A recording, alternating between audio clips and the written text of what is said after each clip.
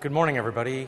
My name is Scott Gampfer. I'm Director of History Collections and Preservation here at Cincinnati Museum Center, and I'm going to talk to you a little bit this morning about an exhibit project and a community history project that Museum Center did in 2005 called Strength Within. And you see part of the panel portion of that exhibit is on display here. And I thought I'd give you a little background, and then when you look at the panels, maybe it'll make a little bit more sense. This whole project really started, I think, in 2004 when Cincinnati Museum Center was approached by two graduates of Lachlan Wayne High School, which was a segregated school here in the Cincinnati area, Tony Yates and Ray Tomlin, both of them basketball stars in their own right. Tony Yates, a star basketball player for the University of Cincinnati's championship teams and later coach of UC's basketball team. And Ray Tomlin, who was the first African-American basketball player for Xavier University. Both of them graduates of Lachlan Wayne. And the reason they approached this really had nothing to do with community history, nothing to do with segregated schools. It had everything to do with the championship basketball teams that were produced by Lachlan Wayne during its 20 years, 1938 to 1958. And they had, those two gentlemen and their alumni group had gotten the trophies that those classes, those basketball teams and track teams had earned during those years, and they were looking for a home for them. So they just called us up out of the blue one day and said, you know, would Cincinnati Museum Center be interested in having these trophies for its collection? And we said, well, let's talk. So Dan Hurley, who's recently left Cincinnati Museum Center, but was Vice President for History, Assistant Vice President for History, and myself met with Ray and Tony. And so it really started out about these trophies and their concern about this legacy, this sports legacy being lost. But it was evident in talking to the two of them, I would say within the first 5 minutes of talking to them, that there was a much bigger story here than the sports teams. And Dan and I started trying to sort of get at that story, because when we had these gentlemen in here talking about the school, they were raving about the education, they were talking about the tight-knit community that they were part of, about the legacy of this school, about how many of the graduates went on to sometimes teaching careers or business careers or politics. And so little by little, Dan and I started to kind of chip away at that. You know, we were interested in preserving the trophies and we were interested in the sports story, but we were more interested in the story of this little segregated school that only lasted for 20 years. How did it come about? You know, what was the effect of it on the community? Why did it go away? What about the people who went to that school? Where are they today? And it came out that there was a very active alumni group, and that those people had collected things over the years relating to the school, and that's how it sort of morphed into a community history project. We said, look, what we're really interested in is collecting photographs, yearbooks, archival materials, oral histories relating to the history of the school and its faculty and staff. And they said, oh yeah, there's no problem, we can help you with that, we know where this stuff is, we know who the people are, we can hook you up with. But they pointed out, you know, if you're going to look into this school, you probably are going to have to look at the history of two other schools because they were somewhat related. One was Lincoln Grant School, which was a segregated elementary school and high school in northern Kentucky. In fact, it was the only school for black students in northern Kentucky for many years. And DePores High School, which was a Catholic high school for black boys in the West End. Now, I'll have to explain a little bit about these three schools because they were all different. But what bound them together is that there are people in Cincinnati who went to more than one of those schools. So there was some overlap, and we kept running into that when we were talking to alumni, that we'd run into somebody that went to Lincoln Grant for a while, then came over here and went to DePores, for example, or somebody that started out in maybe one of the segregated, or one of the integrated schools and wound up later transferring, say, to Lachlan Wayne. So this whole story we realized was kind of a bigger story about segregated schools in Cincinnati and about what that meant. So what we decided to do is let's focus on these three schools, let's contact the alumni groups from all three, let's start collecting things because we want to build up an archives of material, and let's start doing oral history. So that was sort of how it became a community history program. Now the other unusual thing about it was that we partnered with the University of Cincinnati on this project. And a part of the school that you might not think would be involved in a community history project like this, UC's DAAP program, I don't know if you're familiar with that, it's the College of Design, Art, Architecture, and Planning. And they have a graphic design class that was in its 5th year, it's a co-op program, and as their senior project, they often they'll do something like an exhibit or some sort of program that involves graphics and video and so on, and we thought, hey, this is a great partnership. So we partnered with DAAP, and there were, I think, 37 students in that design program. We brought them in, and what their task was, okay, we've now collected all of this material, all of this archival material, photographs, yearbooks. You come in, research the three schools, the history of the three schools from that body of archival material, then conduct oral interviews with the people that went to those three schools. We used the alumni groups to identify the people that they should talk to. The kids would actually conduct the oral interviews, and then they would take all of that material and produce a physical exhibit. And the physical exhibit would really have two components. It would have what you see here, which is this panel portion of the exhibit, and it would have a companion video component, which we're going to see in the classroom a little bit later. And I think they did a really great job. Now I have to explain and apologize a little bit. The two times Cincinnati Museum Center's had this exhibit up for the public, it has had another element, which is we've had exhibit cases where some of the three-dimensional artifacts that we've collected from these three schools were on display with the panels. Today, you're just seeing the panels. But this is the product that was produced by these graphic design students. And it really was I think everybody really enjoyed it. It was unusual. These graphic design students, most of whom were not from Cincinnati, I think there were only a couple of them that were actually from the area. All of these communities and schools were totally new to them. They really embraced the project, and I think they learned a lot from it. The people who they interviewed really enjoyed it.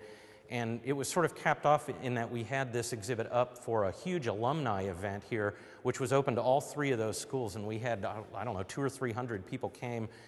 This was in the rotunda along with exhibit cases. And then later, because we wanted to have the exhibit up again, we took it down and put it back up again the next year in an exhibit gallery downstairs, and again had the artifacts with it. And again, we had alumni come in and be in the gallery to tell their stories to visitors. So it really turned out to be a great thing. And I have to tell you, from Museum Center's viewpoint, you know, I never wanted this to just be a one-shot thing and then it would end. What I was hoping would come out of this is that we would forge relationships with these alumni groups and with maybe people in the African American community here that had no awareness that Museum Center was even collecting these things.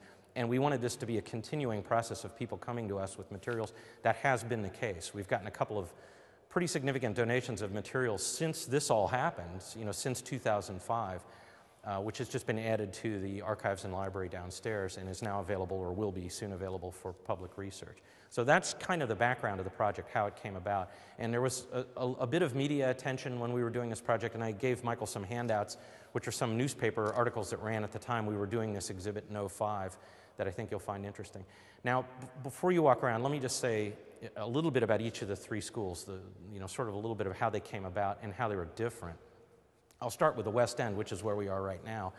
There was a Catholic high school for African American boys called DePores High School, and it was here in the West End, just a few blocks from where we are right now.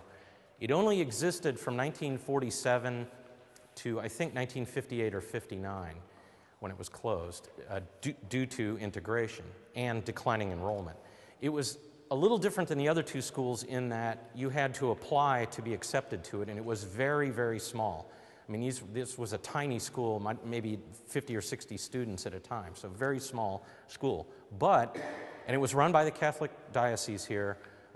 It had all male teachers. I don't think there were any nuns that taught there from 47 to 58. It was very strict, very demanding school, but they produced, again, some amazing athletic teams, given it that it was this little school, and some really remarkable achievements from students who went on. I think about 25% went on to college, which I know that doesn't sound high, but when you consider the economic situation of many of the families whose kids went to DePores, it's remarkable. And DePores High School, I think the building remained for a while and was a community center, and it was torn down. And if you're not from Cincinnati, you won't know what this is, but there was a clearing of the West End in two phases. First, for the construction of I-75, which goes right in front of the museum. And then there was a second phase where they cleared what's called Queensgate. This is the Queensgate area of the West End for industrial development. This was a thriving African-American community all around the Museum Center, the Union Terminal train station. And DePores was right in the middle of that community. So the school building was actually cleared out during that urban renewal, if you want to call it that, in the 1960s. So it doesn't exist any longer. That's the history of DePores High School.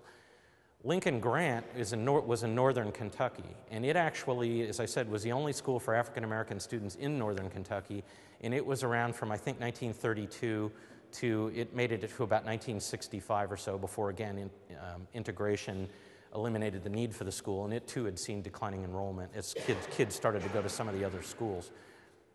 It was like Lachlan Wayne in that it had an all-black faculty. In fact, it was not uncommon in both of those schools for people to graduate, go on to college, and then come back to the schools and teach there. They had a very high standard of excellence because there were so many job opportunities closed to black educators at the time. They had an unusually high education level for the teachers in those two high schools. Well, actually, Lincoln Grant was an elementary and a high school combined. Lachlan Wayne, which is sort of the school that started the whole thing with the trophies, it came about because there was an influx of African Americans into what we call the Mill Creek Valley, I guess starting probably around World War I and continuing on into the 30s and 40s.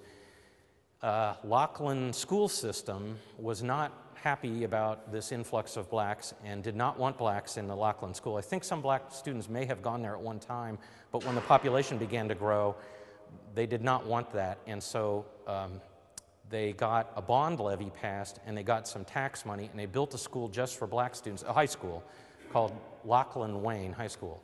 And it was a little unusual in that it drew students from a kind of fairly wide geographic area. Communities like Arlington Heights, Lachlan, Lincoln Heights, all went to this school.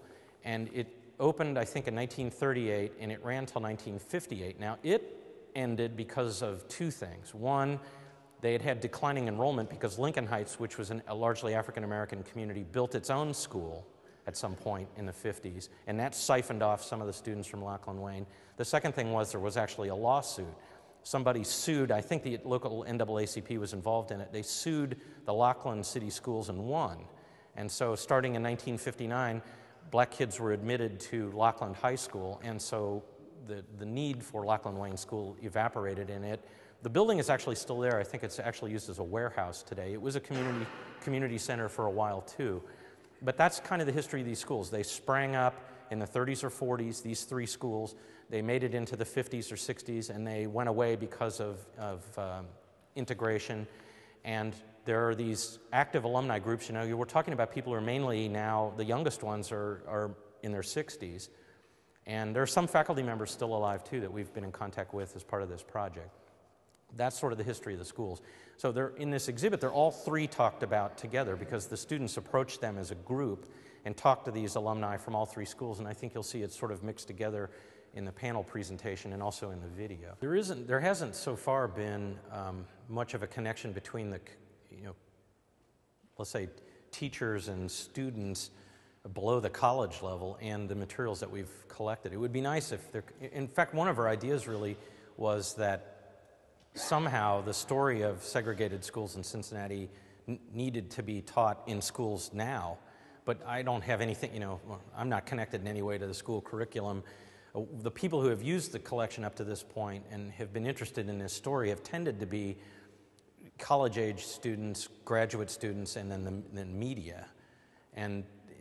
But there are many potential uses of it in the future, and one of the things the alumni were concerned about was this issue of the message not getting to this youngest generation who, well, I mean, this is probably true in any city anywhere in the country, but you get somebody who's 15 years old, how much do they really know about anything that happened more than 15 or 20 years ago? That's all ancient history to them, and so you're continually faced with that issue of, well, how do you keep these stories going? And alumni are very concerned about it because they're the ones telling this story, and they're afraid when they're all gone, the story's gone. And that's one of the things I found out, that there were a lot of connections between all of these schools and the communities. I mean, there were, like, you start talking to people who at some point their families lived in Lincoln Heights or Arlington Heights, and then you find out they had a connection, say, to the West End. So that's how it you start out with a limited scope to what you're doing, like, oh, well, we're just talking about Lachlan Wayne, and then all of a sudden you're not talking about Lachlan Wayne, you're talking about this bigger story, and it goes across the river into northern Kentucky.